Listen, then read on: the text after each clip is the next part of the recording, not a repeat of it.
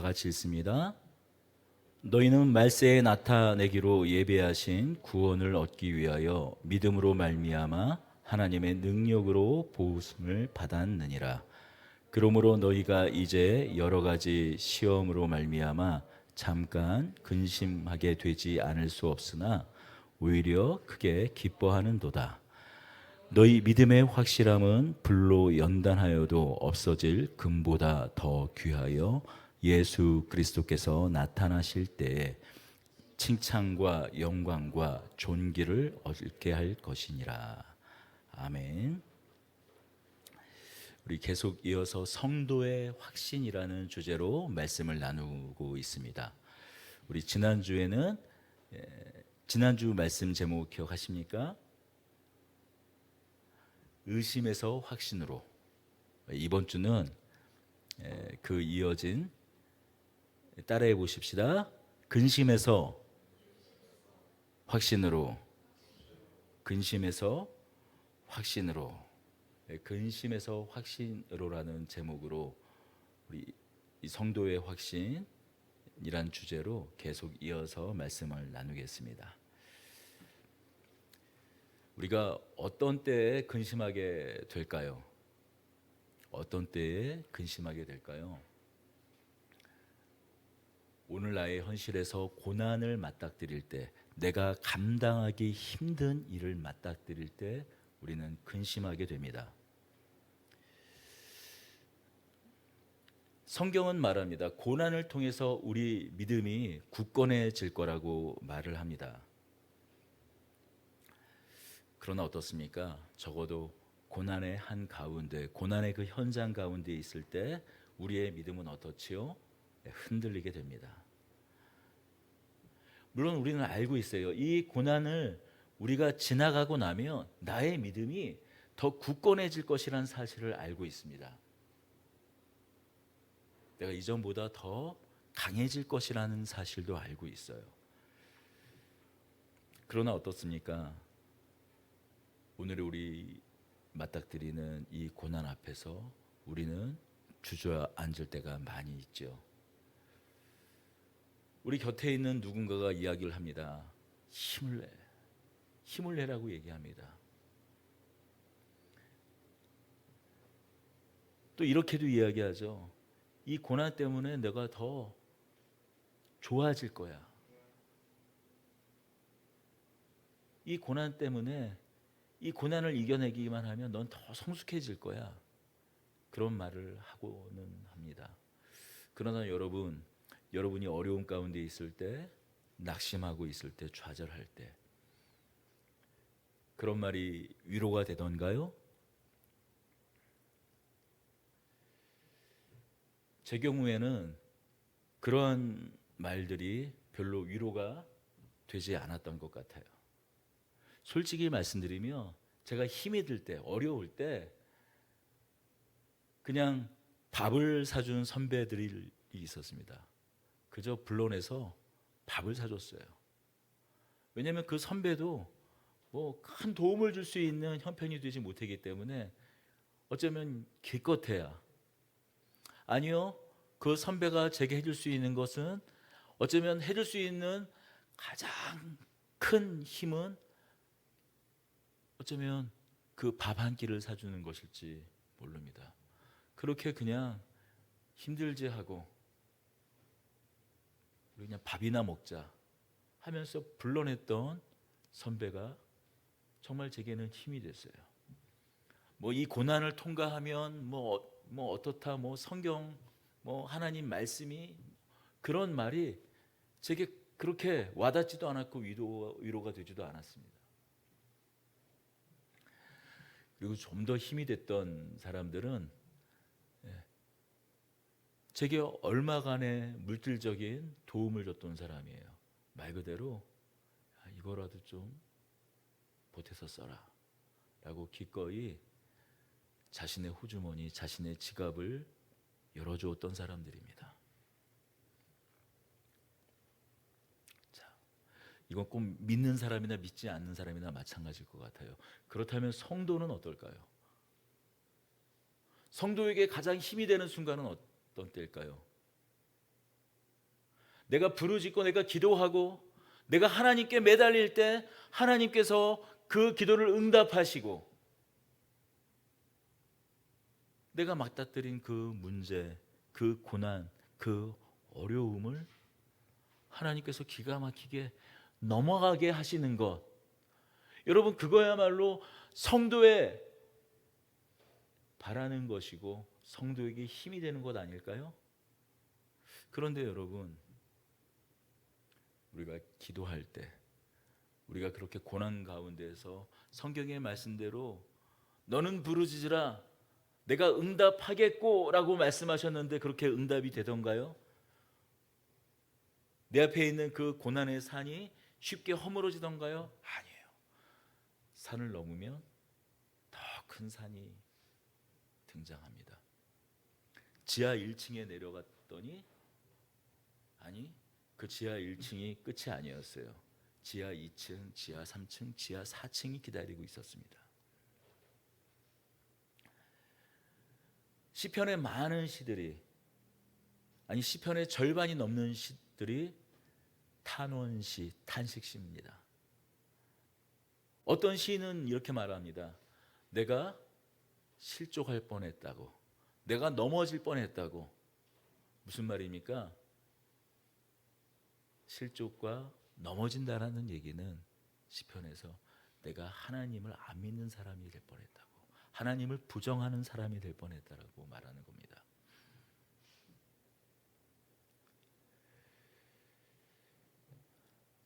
우리 역시 그 시편의 어떤 시인과 같이 그런 고난 앞에서 우리도 넘어질 뻔합니다. 실족할 뻔합니다. 아니, 어떤 사람들은 넘어지고 쓰러집니다. 하나님을 떠나기도 합니다.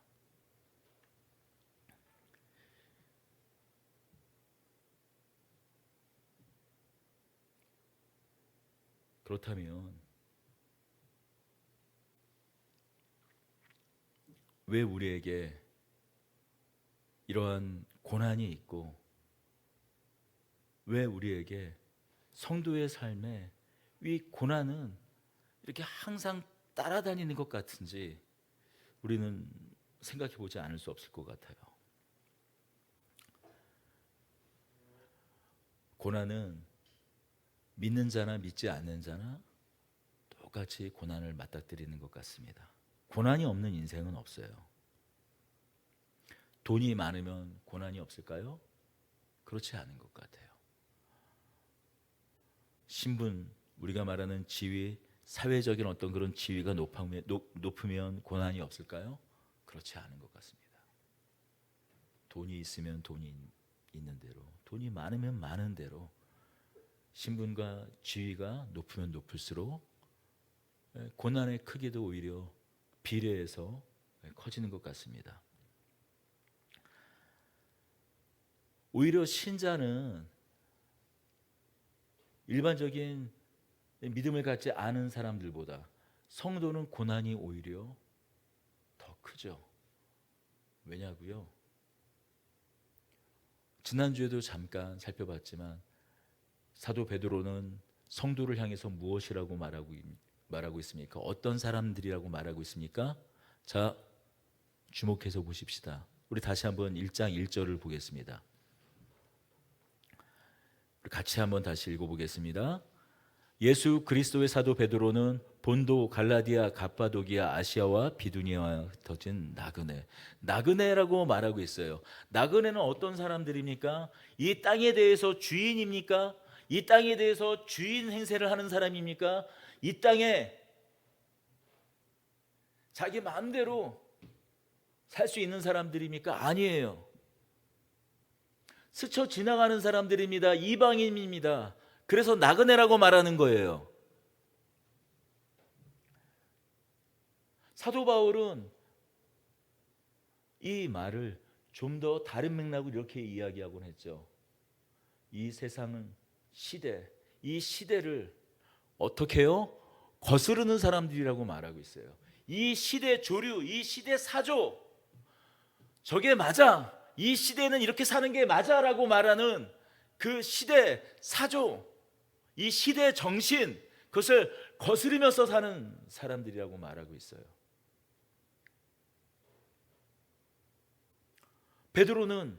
사도 베드로는 그래서 우리가 어떤 사람들이라고요?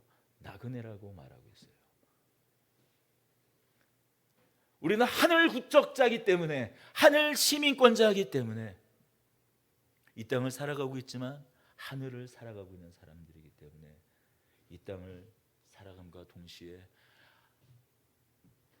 하나님의 주권, 하나님 나라를 살아가고 있는 사람들이기 때문에 이 땅에 대하여는 나그네이고 이 땅에 주권이 없습니다. 그러니 살기가 더 어렵죠. 이 시대 정신, 이 시대가 맞다라는 이 시대의 요구, 그러나 뒤집어 보면 그것이 하나님의 뜻에 거스른, 하나님의 뜻에 반하는 것을 알고 있기 때문에 그것을 거스르게 되면 당연히 따라오는 것은 무엇입니까? 여러분, 외로워질 거예요. 어쩌면 쓸쓸해질 겁니다. 외롭고 쓸쓸해지면, 나그네 정도로 외롭고 쓸쓸해지는 정도면 그저 이방인과 같아진 정도 수준이면 괜찮죠. 그러나 때로는 어떤 나라, 특정한 국가, 특정한 시간, 공간 속에서는 어쩌면 여러분, 저를 보십시오. 여러분에게 고난이 있을 거예요. 여러분의 어려움이 있을 겁니다. 굳이 나는 뭐 크리스찬이야, 나는 기독교인이야, 그것 때문에 나는 이걸 할 수 없습니다, 나는 이거에 따를 수 없습니다, 여기에 동의하지 못하겠습니다라고 말하지 않아도 그냥 나의 믿음 때문에 세상의 요구를 거부할 때 여러분, 우리에게는 고난이 있을 것이에요. 고통이 따를 것입니다. 왜냐하면 우리는 이 땅에 속하지 아니한 이방인이기 때문입니다. 고통, 고난, 외로움, 고독, 그것은 주님께서 이 땅 가운데 다시 오셔서 이 완전한 하나님 나라가 이 땅 가운데 임할 때까지 어쩌면 우리를 뒤따르는, 어쩌면 나그네에게 뒤따르는, 어쩌면 예수님 표현으로 말씀드리면 짐일 것 같습니다. 왜냐고요? 예수님은 우리에게 나를 따를 때 자기 십자가를 져야 할 것이라고 말씀하고 있어요. 자기 십자가의 그 몫이 어떤 사람에게는 이런 모양, 어떤 사람에게는 저런 모양일 것입니다. 똑같은 모양과 똑같은 무게의 십자가는 아닐지 모르지만 적어도 각 사람에게 있어서는 자기에게 버티기 힘든 버거운 십자가인 것은 분명할 것입니다. 물론 예수님께서 이 말씀도 하셨죠. 그 짐은, 그 무게는 가벼울 것이라고. 왜냐? 예수님께서 함께 하시기 때문이죠. 그러나 성도에게 있어서 분명히 예수님께서 함께 하시지만 실존적으로 그 무게는 감당하기 힘든, 오늘 나의 이 시간, 나의 이 공간, 내가 발을 디디고 있는 이 현실 가운데서는 버거운 짐으로 느껴질 것, 그것은 틀림없을 겁니다.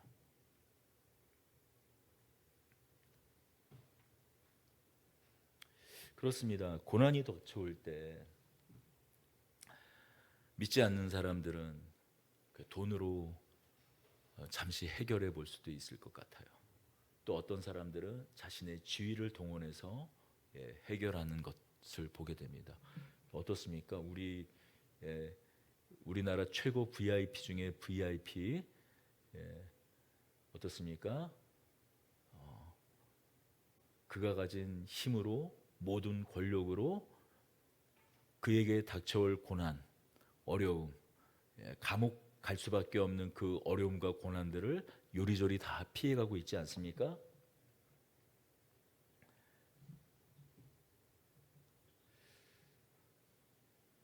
그런데 우리 신자들은 어떻죠?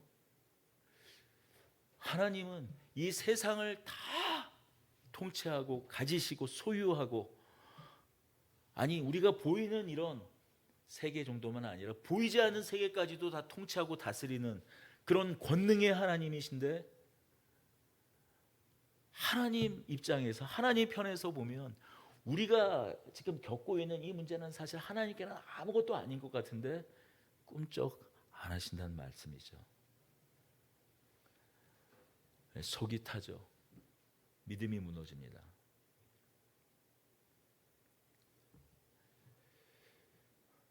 우리는 하나님을 원망합니다.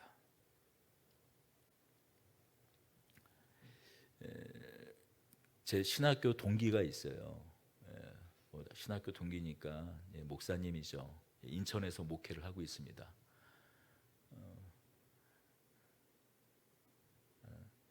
지금부터 드리는 얘기는 그 동기에게 허락을 받고 하는 얘기니까 전해도 될 것 같습니다. 지금 그 동기 목사에게는 고등학교 1학년 아들이 있습니다. 키도 크고 잘생기고 공부도 잘 하던 친구예요. 더군다나 또 교회를, 아빠가 개척교회 목사시니까 자기가 기타를, 이 일렉 기타를 배워서 예배를 섬기겠다고 돈을 자기가 좀 모아서 일렉 기타를 사고 기타로 예배를 섬기기도 한 그런 친구예요. 중학교까지 그렇게 잘 지내던 친구가 고등학교 1학년 첫 시험에 시험 성적, 중간고사 시험 성적을 받아왔는데 20점, 막 10점 막 그런 거예요.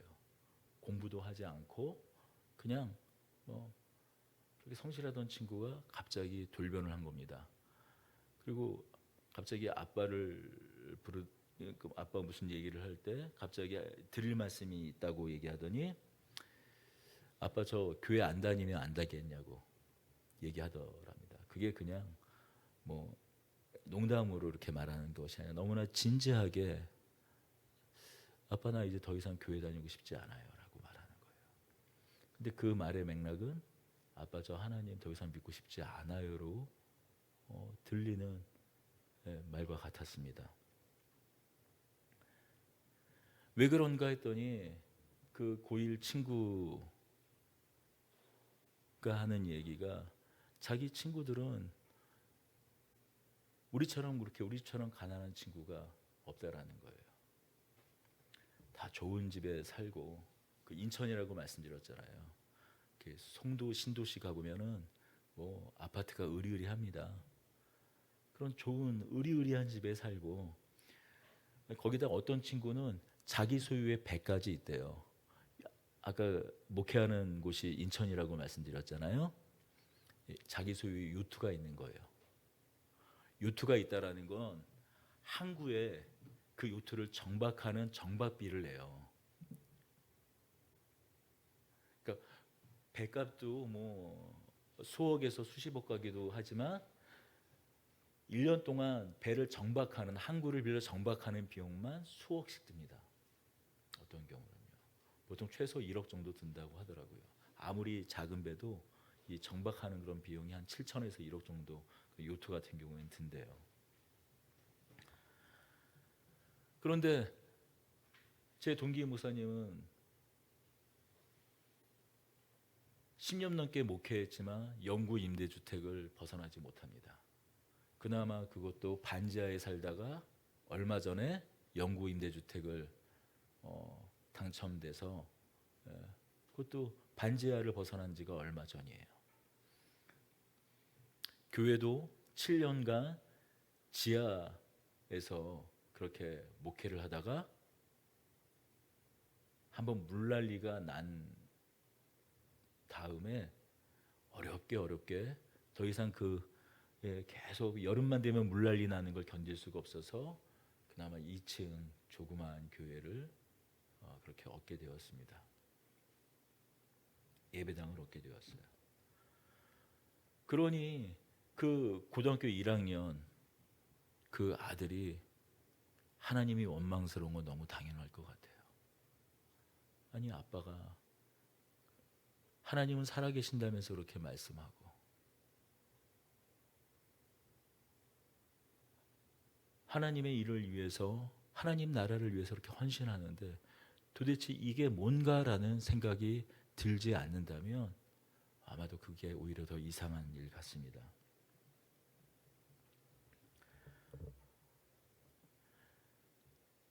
어쩌면 이 아들의 생각이 오늘날 성도들의 생각과 다르지 않을 것 같아요.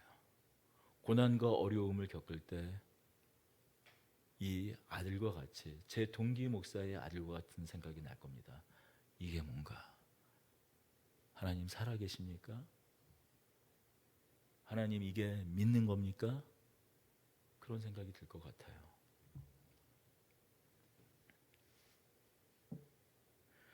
아니, 성경에서 그렇게 부르짖으라고 해서 부르짖었고 하나님의 뜻에 내가 합당하게 살려고, 하나님 뜻대로 살려고 그렇게 몸부림치며 살아갔는데 지금 이게 뭡니까? 라는 원망과 불평이 없다면 그게 더 오히려 이상한 건지 모르겠어요.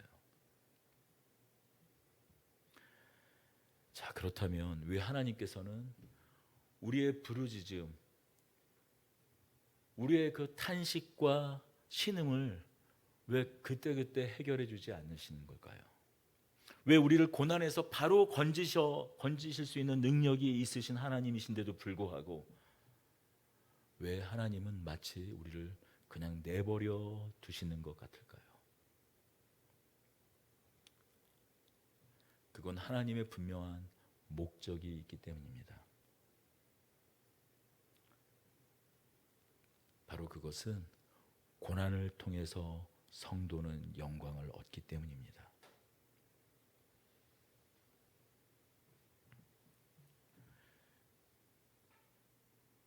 고난을 거치지 않고서는, 고난을 넘어가지 않고서는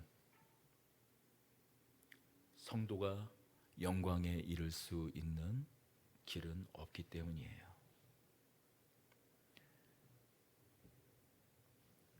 우리가 가는 이 구원의 길은 고난을 통과하여 다다른 목적지이기 때문입니다. 왜냐하면 예수님도 그 길을 가셨고 우리 또한 그 길을 요구받고 있습니다. 여러분, 한번 우리 따라서 읽어봅시다. 고난은 소명이다. 고난은 소명이다. 제가 제 동기의 이야기를 전해 듣고, 만약 우리 가족 누군가가, 또 저는 또 자녀가 넷이나 있는데 우리는 또 가족이 많습니다. 만약에 저희 자녀들 중 누군가가 이와 같은 질문을 한다면 나는 뭐라고 대답할까 한번 생각을 해봤어요. 특히 오늘 이 말씀을 준비하면서 생각을 해봤어요. 그때 문득 예전에 읽은 글귀가 떠올랐습니다.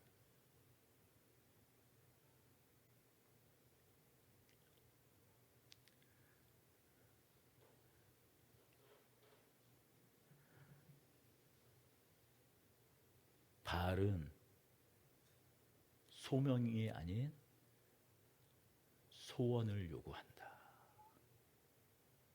바알은 소명이 아닌 소원을 들어준다고 말한다 합니다. 여러분, 바알신 아시죠?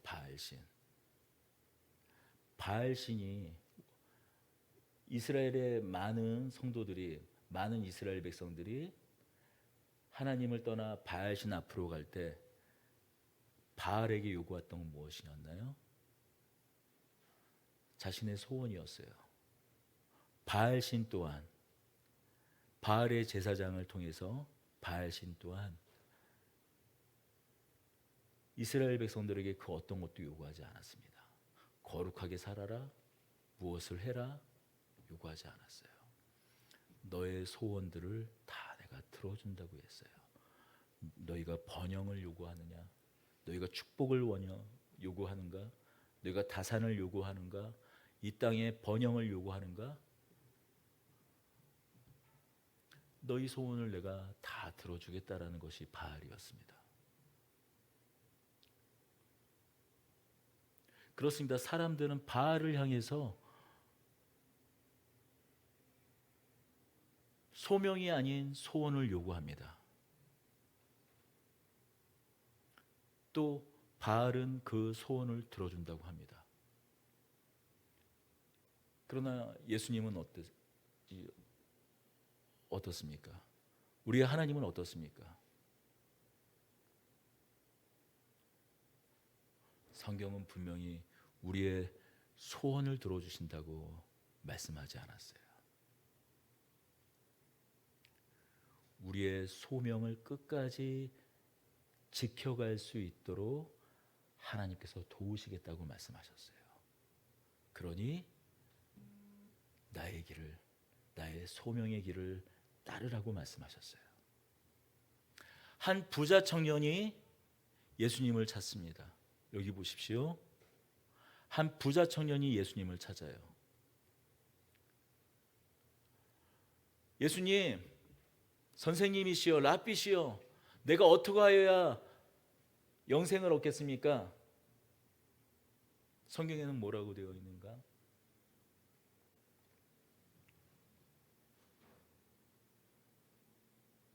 내 이웃을 사랑하고 하나님을 사랑하고 내 이웃을 사랑하라.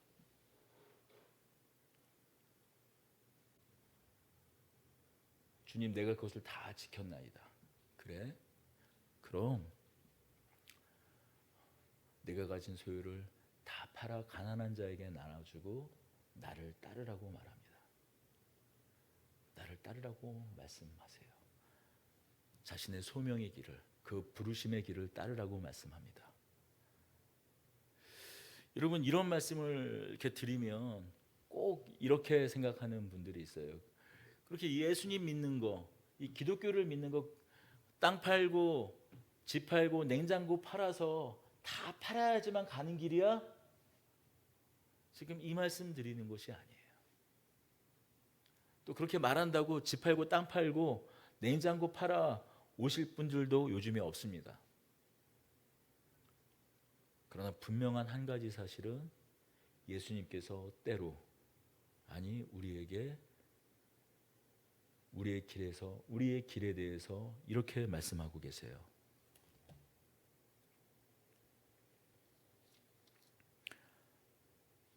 마태복음 13장 44절부터 50절을 제가 읽어드리겠습니다. 천국은 마치 밭에 감추인 보화와 같으니 사람이 이를 발견한 후 숨겨두고 기뻐하며 돌아가서 자기 소유를 팔아 그 밭을 사느니라. 또 천국은 마치 좋은 진주를 구경하는 장사와 같으니 극히 값진 진주 하나를 발견하며 가서 자기 소유를 다 팔아 그 진주를 사느니라. 또 천국은 마치 바다에 치고 각종 물고기를 모으는 그물과 같으니 그물에 가득함에 물가로 끌어내고 앉아서 좋은 것은 그물에 담고 못된 것은 내버리느니라. 세상 끝에도 이러하리라. 천사들이 와서 의인 중에 악인을 갈라내어 불못불에 던져 넣으리니 거기서 울며 이를 갈리라. 여러분, 다시 여기 보십시오. 천국은 뭐와 같다고요? 밭에 감추인 보화 같으니 사람이 이를 발견한 후 숨겨두고 기뻐하며 돌아가서 자기의 소유를 다 팔아 그 밭을 사느니라.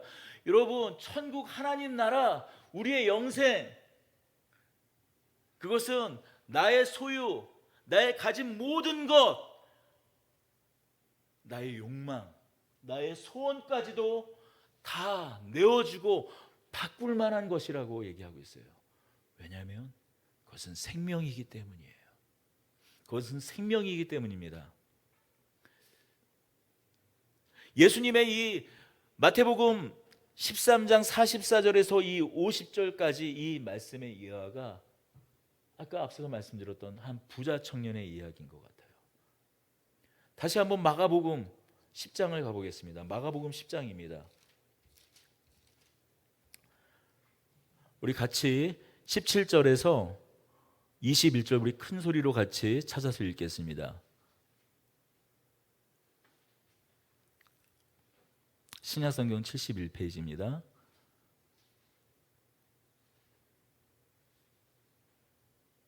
우리 같이 큰 소리로 읽습니다. 예수께서 길에 나가실새 한 사람이 달려와서 꿇어 앉아 묻다오되 선한 선생님이여 내가 무엇을 하여야 영생을 얻으리까? 큰 목소리로 예수께서 이르시되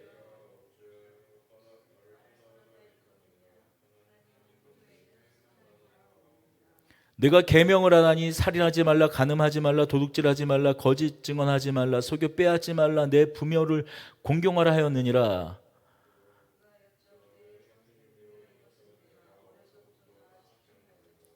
예수께서 그를 보시고 사랑하사 같이 읽습니다. 이르시되 내가 아직도 한 가지 부족한 것이 있으니 가서 내게 있는 모든 것을 팔아 가난한 자들에게 주라. 그리하면 하늘에서 보화가 내게 있으리라. 그리고 와서 나를 따르라.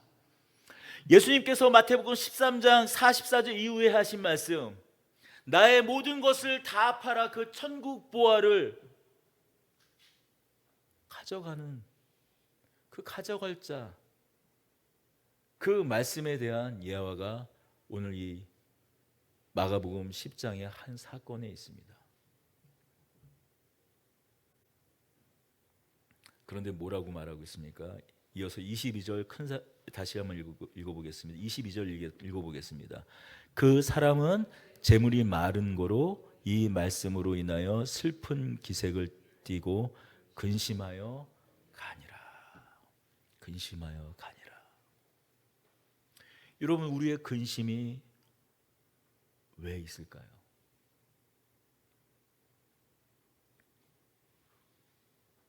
우리의 소명보다, 우리의 부르심보다 예수께서 나를 따르라, 나의 제자가 되라, 나와 함께하자, 나의 십자가를 같이 지고 가자,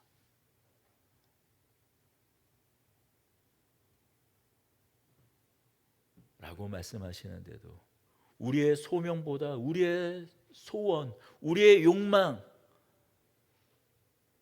내가 가지고 싶은 것들, 이 세상에서 가지고 싶은 것들, 이 세상에서 누리고 싶은 것들, 내가 다다르고 싶은 그 자리, 그 지위, 그 명성,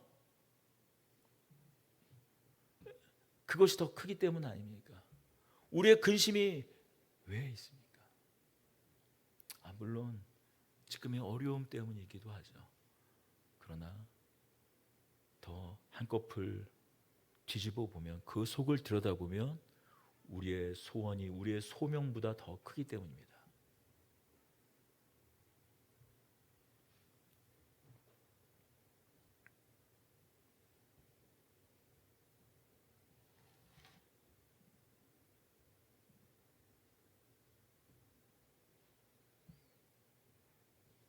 그렇습니다. 고난은 소명입니다. 고난은 어쩌면 소명에 따르는 그림자입니다. 그래서 우리 같이 읽어보겠습니다. 고난은 필수다. 고난은 왜 필수일까요?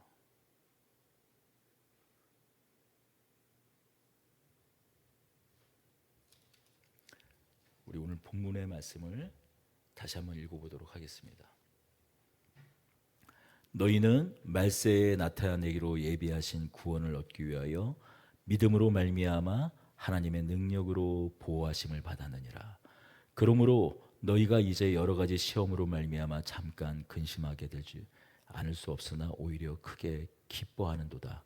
너희 믿음의 확실함은 불로 연단하여도 없어질 금보다 더 귀하여 예수 그리스도께서 나타나실 때 칭찬과 영광과 존귀를 얻게 할 것이니라.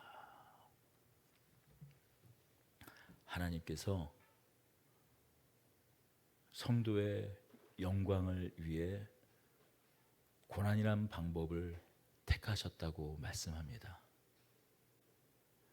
예수 그리스도께서 나타나실 때, 예수 그리스도께서 이 땅에 오실 때에 우리가 얻게 될, 우리가 누릴 그 영광과 존귀함, 그 지극히 어떠함, 그 길을 이 땅의 근심, 이 땅의 고난, 그것을 통하여 우리에게 얻게 하신다고 말씀하고 계세요. 그러나 여러분, 우리가 놓치면 안 되는 사실이 있습니다. 어떤 한 청년은, 어떤 부자 청년은 근심하여 떠나갔지만 그가 놓치고 있는 한 가지 사실이 있습니다. 무엇입니까? 고난이 소명이고 고난이 필수기에 우리가 놓쳐서는 안 되는, 이러한 고난을 주실 때 그냥 고난만을 주시는 것이 아니라 5절 함께 읽겠습니다. 너희는 말세에 나타내기로 예비하신 구원을 위하여 믿음으로 말미암아 하나님의 능력으로 보호하심을 받았느니라. 하나님께서 우리를 놓지 않으신다라는 이 사실을 여러분 기억하시기 바랍니다. 여러분, 하나님께서 우리를 택하신 이상, 하나님께서 우리를 택하신 이상, 하나님께서 우리를 놓지 않으신다라는 이 사실을 기억하시기 바라요.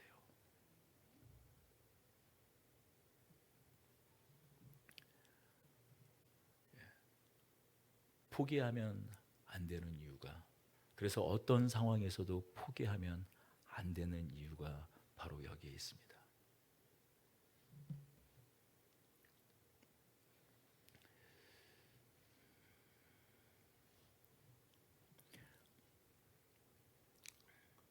한 여인이 있습니다.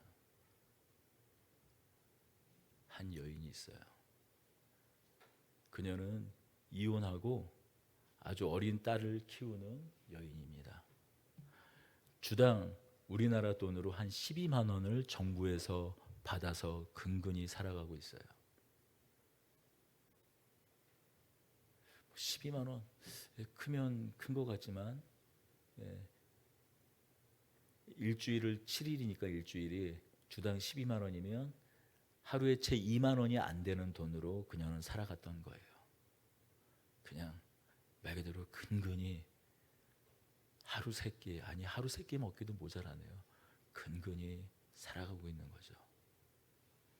그러나 그녀에게는 그녀가 계속 해오던 한 가지 일이 있습니다. 바로 그것은 소설을 쓰는 거예요. 그녀는 젊었던 시절을 글쓰기를 좋아해서 소설가를 꿈꾸기도 했습니다. 그러나 현실이 그렇게 녹록하지 않았기 때문에 의회에 취직을 해서 의회의 기록을 남기는 그런 일을 했어요. 그런데 글쓰기가 꿈이다 보니까 여러 실수를 많이 했나 봐요. 기록물에 귀퉁이에 낙서를 끄적여 놓는다든지 그런 일들이 반복되니까 결국 그 의회에서 해고당했습니다. 꿈에 그리던 출판사에 취직했지만 출판사의 현실도 그렇게 녹록하지는 않았다고 해요. 왜냐하면 그저 작가들이나 출판사의 심부름만 했을 뿐이지 정작 자기가 쓰고 싶은 그 글쓰기는 마음대로 할 수 없었기 때문이에요. 결국 출판사 일도 관둡니다. 그러다가 한 남자를 만나 아이까지 낳았지만 결국 이혼하고 말아요. 그러나 그 여인은 그런 어려움 가운데서도 한 가지 일을 놓지 않았습니다. 바로 소설을 쓰는 거였어요. 그녀가 언젠가 기차 여행을 할 때 기차가 멈춰서, 기차 고장이 나서 4시간 동안 기차가 멈췄다고 합니다. 그 멈췄을 때 한 가지 영감, 한 가지 모티브를 떠올리게 돼요. 기차를 통해서 현실 세계와 마법의 세계가 교차가 되는 겁니다. 그리고 그 소설을, 그 아이디어, 기차를 모티브로 한 그 모티브를 근거로 해서 계속 자신의 글을, 소설을 확장시킵니다. 그렇게 한 소설이 탄생하죠. 그 소설 원고를 가지고 영국의 여러 출판사들을 전전해요. 그런데 한 가지 문제가 있었어요. 아이디어도 괜찮고 모티브도 괜찮고 전개도 괜찮은데 그 세 소설의 내용이 너무 큰 거예요. 그러니까 인쇄를 하면 벽돌책이 되는 거예요. 그러니 요즘과 같은 시대에 누가 이렇게 두꺼운 판타지 책을, 판타지 장르의 책을 읽겠냐 해서 어떤 출판사도 그 소설을 출간해 주지 않았습니다. 그렇게 지쳐 포기할 때 그녀가 그 원고를 던지고 싶을 때 마지막으로 두드렸던 한 작은 출판사가 있었습니다. 듣도 보도 못한 듣보잡 출판사예요. 한 출판사가 그 원고의 가능성을 보고 그 소설을 출간해 줍니다. 그것도 그 출판사가 여러 개 없었는지 돌도아리도 두드려 보자는 심정으로, 보통 우리나라도 그렇잖아요. 보통 뭐 지금은 그 뭐 일쇄가 이렇게 옛날처럼 2,000권을 기준으로 않지만 외국도 보통 2,000권이 한 일쇄거든요. 그런데 그 일쇄를 500부밖에 찍지 못했다고 해요. 그런데 그 소설책이 대박이 납니다. 이쯤 얘기하면 혹시 그 책이 어떤 책인지, 또 그 책의 저자가 어떤 사람인지 여러분 아마 아실 거예요.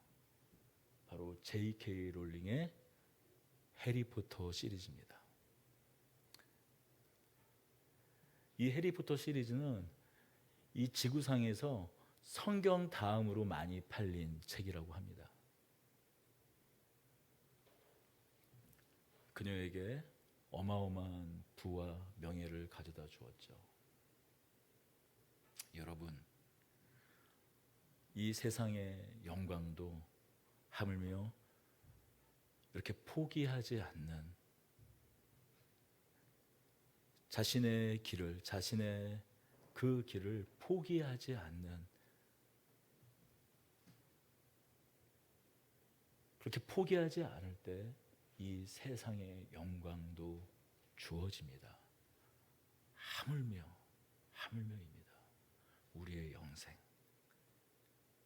하나님께서 우리에게 허락하신 이 소명의 길은 어떨까요?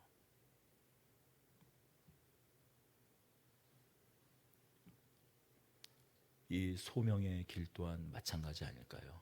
아니, 하나님께서 우리에게 허락하신, 예수 그리스도께서 함께 가자고 하신 이 소명의 길이야말로, 이 영생의 길이야말로, 이 구원의 길이야말로, 비록 그 길은 좁으나 가는 이가 많지 않기 때문에, 너무나 그 길은 좁아서 가는 이가 많지 않기 때문에 그 길의 끝은 하나님께서 주시는 영광이 더 크고 아름답지 않을까요? 그래서 오늘 본문은 이렇게 말하고 있는 것 아닙니까?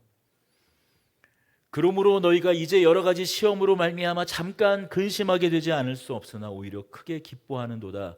너희의 믿음의 확실함은 불로 연단하여도 없어질 금보다 더욱 귀하여. 우리의 이 소명의 길의 그 끝은 금보다, 금조차도 다 타고 없어질진데, 그러나 우리의 고난의 끝에 마주보게 될, 우리가 마주하게 될 그 영광, 그 존귀함, 하나님께서 예수 그리스도 그 아들을 통하여 우리에게 주실 그 영광과 존귀함은 이 세상 어떤 것과도, 그 누가 가지고 있는 것보다, 그 누가 누린 것보다 더 영광스럽고 더 존귀한 것이라고 말씀하고 있습니다. 그러니 오늘 근심이 있다면, 그 근심, 그 안에 우리가 견딜 수 없는 고난이 있다면 여러분, 오히려 기뻐하라고 말씀하고 있습니다. 왜냐하면 고난이 곧 영광이기 때문입니다. 입 바른 말이 아니라 하나님께서 그 고난을 통해 우리의 영혼에 하나님의 영광을 아로새길 것이라 믿습니다. 오늘 우리에게 전해진 이 성경, 우리에게 주신 이 베드로의 말을 통해서, 이 베드로가 기록한 이 말씀을 통해서 하나님께서 우리에게 말씀하고 계십니다. 여러분 따라해 보십시다. 고난은 선택입니다. 왜냐하면 우리가 이 부르심의 길을 선택했기 때문입니다. 우리 다시 한번 따라 하십시다. 고난은 기회입니다. 왜냐하면 이 고난을 통해서 우리가 영광을 누릴 것이기 때문입니다. 그러므로 우리가 이 고난을 기뻐할 이유가 여기에 있습니다. 우리 마지막으로 고난은 확신입니다. 고난은 확신입니다. 이 고난 가운데 하나님께서 우리에게 주신 영생이 있기 때문입니다. 이를 믿는 것이 바로 성도입니다. 우리 기도하겠습니다. 은혜와 사랑의 주님, 감사합니다. 우리가 성도가 아니라면, 주께서 우리를 택하지 않으셨다면 우리가 가지 않을 길을 오늘 걷습니다. 가끔씩은 외롭습니다. 쓸쓸합니다. 그리고 우리와 함께 하시는 분이 누구신지 잊을 때가 있습니다. 주께서 우리와 동행하십니다. 함께 하십니다. 그리고 하나님께서 우리를 위로하실 것입니다. 우리 앞선 믿음의 선배들이 또한 그 길을 걸어갔습니다. 엘리야가 쫓겨 로뎀나무 아래 있을 때 그를 먹이시고 그를 위로하셨던 하나님, 오늘 우리의 고난의 현장에서 우리를 위로하실 줄로 믿습니다. 우리에게 힘을 주실 줄로 믿습니다. 우리를 그 고난의 길을 통과하게 하실 힘을 주실 줄로 믿습니다. 때로 하나님의 보호하심을 드러내야 하셨을 때 능력으로 우리를 보호하실 줄도 믿습니다. 그러니 오늘 우리 움츠린 어깨를 펴고 오늘 하루를 걸어가는 저희 되게 하여 주시옵소서. 비록 우리가 나그네의 삶을 살지만 위축되거나 주눅들거나 하지 않고 겸손함으로 하늘을 바라보며 어깨를 펴고 우리에게 주어진 이 땅을 넉넉함으로 또한 당당함으로 하늘 시민으로 하늘나라 가족으로 하나님 나라 백성으로 살아가는 저희 되게 하여 주시옵소서. 우리 주 예수 그리스도의 이름으로 기도드립니다. 아멘.